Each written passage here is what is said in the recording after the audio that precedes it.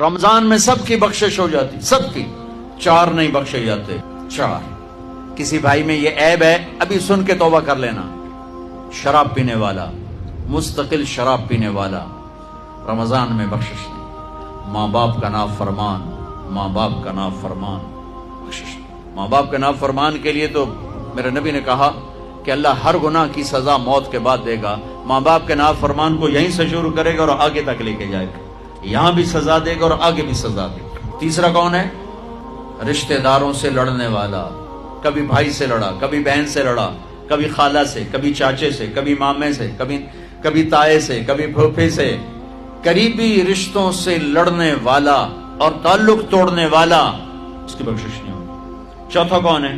کینہ رکھنے والا، کینہ، نفرت کے ساتھ ان کے ٹانگیں کھینچنا چاہتا ہوں، اس کو کینہ کہتے ہیں۔ تو یہ 4 برائیاں معاف نہیں